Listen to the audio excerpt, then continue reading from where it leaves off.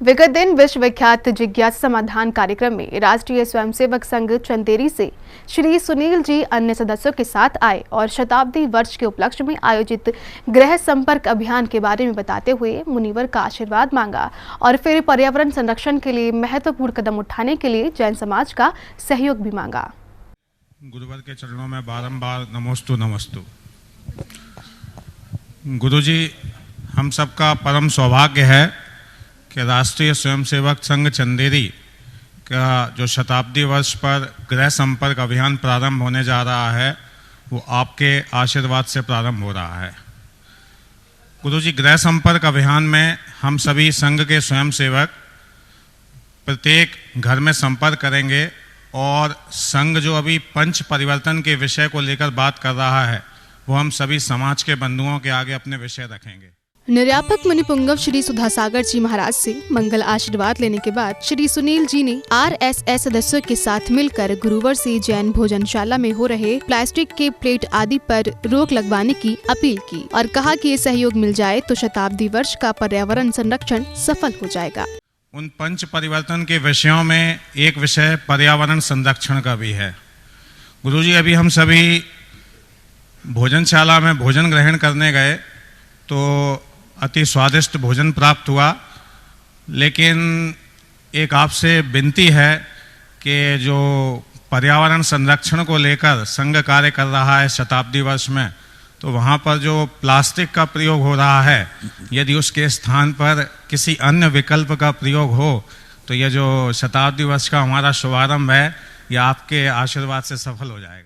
RSS के सदस्यों की अपील को सुनकर मुनिवर ने कहा कि ये बस RSS का नहीं जन जन का अभियान है। मैं तो सालों से पर्यावरण संरक्षण के लिए किए जा रहे इस प्रयास के बारे में बताया। ये आपका ये अभियान नहीं है, मैं तो 50 साल से इस अभियान को चला रहा हूँ और ये जन जन का अभियान है और ये पर्यावरण का सवाल है।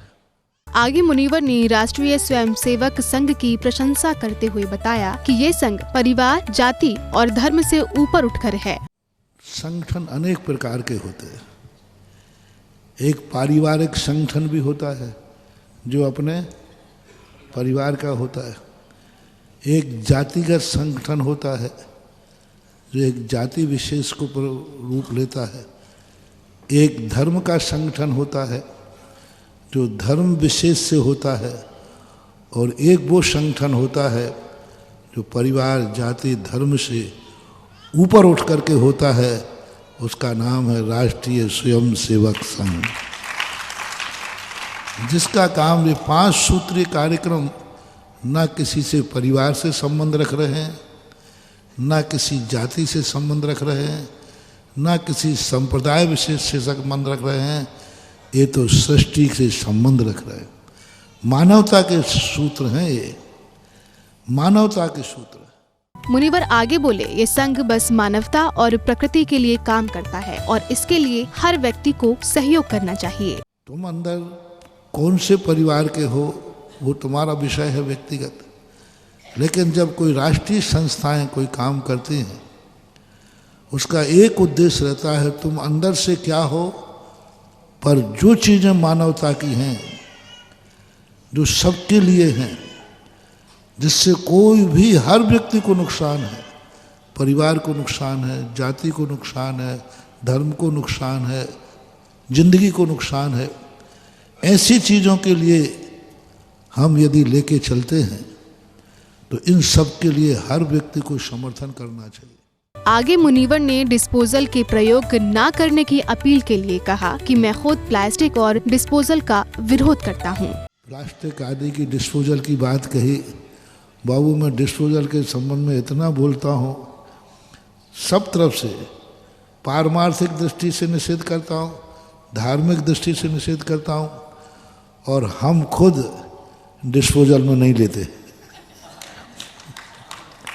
हम लोगों के लिए कोई लाभ है ना तो हम लोग अवॉइड करते हैं और ये इतनी बड़ी आज समस्या बन चुकी है, इतना पर्यावरण दूषित, जैनी तुम लोग कहो, इसके साथ ही मुनिवर ने जैनियों को इस मुद्दे पर चेताया और कहा कि जैनी किसी भी तरह से डिस्पोजल या प्लास्टिक के बर्तन को खाने के लिए प्रयोग कर रहा है तो वह हिंसक ही है। जो जैनी, कान खोल के सुनो, जैनी सबसे ज्यादा अहिंसा को मानते हैं और जैनी कोई भी खाद्य पदार्थ यदि प्लास्टिक की किसी भी वस्तु में प्रयोग कर रहा है वो हिंसक ही है, अहिंसक हो ही नहीं सकता। हमें प्लास्टिक से कोई एलर्जी नहीं है। प्लास्टिक से जो हिंसा है इतनी भयंकर हिंसा है महानुभाव, सभी से कह रहा हूँ, जैन जनों से, अपन गाय पशुओं के दयालु हैं। आप जो भी कुछ चीज़ उसमें लगा के फेंक देते हैं, चाट खा के फेंक दिया, पूरी का पैकेट फेंक दिया, उसमें गंध है, वो पशु गाय गंध मान के खा जाएगी और वो तड़प तड़प के मरेगी। 5-5 किलो की पन्नी निकलती है। गौ माता है, अपनी देश की संस्कृति है और उसकी मौत हमारी थोड़ी सी चूक से हो रही है। मुनिवर ने कहा कि अगर आप प्लास्टिक में खाने का सामान रख रहे हैं तो आप पशुओं के हत्यारे ही हैं। तो कभी भी प्लास्टिक की चीज में कोई भी खाद्य सामग्री आप प्रयोग करते हैं, नियम से आप ये मान के चलिए आप अहिंसक हो ही नहीं सकते। आप संगी पंचेंद्रिय की पशु के हत्यारे हैं, गाय के हत्यारे हैं। अपन गाय की हत्या करना धर्म मानते कि अधर्म है? मुझे पता नहीं, आप लोग बोल दो, बोलो ना। महापाप। तो एक जो छुरी से तलवार से काटता है उसे हम पाप कहते हैं, और हम प्लास्टिक की थैलियां फेंक करके उनके पेट में गट्ठा बांध देते हैं, तो क्या ये हत्यारा नहीं है? क्या ये पापी नहीं है? समझो महानुभाव, गाय तलवार से मरी या प्लास्टिक की थैली से मरी, सवाल किससे मरी ये नहीं है, उसकी मौत तो हुई कि नहीं, मौत हुई कि नहीं, और बल्कि किस वेदना से मरी, तड़पती है वो गाय। जाकर के वो थैलियाँ उनकी श्वास नली में, उनकी मलमूत्र की नली में जाके फंस जाती हैं और तड़प तड़प के मरी। मुनिवर ने कहा कि कमेटी भी समझे कि प्लास्टिक के बर्तनों में भोजन या प्रसाद आदि ना बांटें। और यदि पूरे भारत ने ये मान लिया तो मैं समझता हूँ कि तुम्हारा और हमारा प्रयास सफल होगा, बहुत बड़ी जीत होगी। हम हजारों गायों को बचा लेंगे और पर्यावरण को बचा लेंगे। बंद होना चाहिए।